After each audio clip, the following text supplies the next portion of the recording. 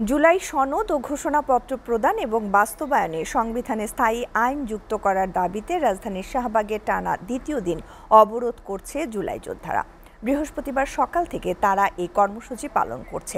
এতে এই সড়ক ও আশপাশে তীব্র যানজটের দেখা দিয়েছে। বিস্তারিত ফারহানা জামানের প্রতিবেদনে। শ্রাবণের বৃষ্টিতে প্রকৃতি শান্ত শীতল থাকার কথা থাকলেও হয়ে উঠেছে উত্তপ্ত। ২৪-এর চেতনা বৃথা যেতে দেব না, অন্তর্বর্তী সরকার জুলাই সনদ দরকার স্লোগানে মুখর ঢাকার শাহবাগ এলাকা।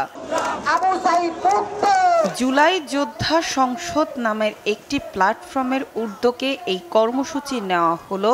এতে যোগ দেন একই দাবির পক্ষে থাকা অনেকেই। রাজনৈতিক ঐক্যমত্য রাষ্ট্রীয়ভাবে অনতিবিলম্বে এইসব দাবির বাস্তবায়ন চান তারা।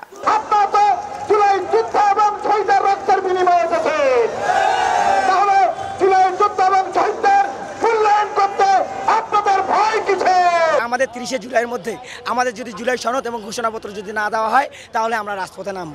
অবরোধকারীদের দাবি মানা না হলে ধারাবাহিক কর্মসূচিরও হুমকি দেন তারা।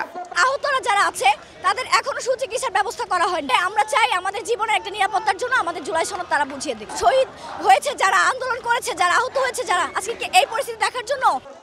জুলাই যোদ্ধাদের অবরোধ আন্দোলনে বন্ধ হয়ে যায় শাহবাগ এলাকার যান চলাচল। ভোগান্তিতে পড়েন ওই এলাকা সহ আশেপাশের সড়কে চলাচলকারীরা।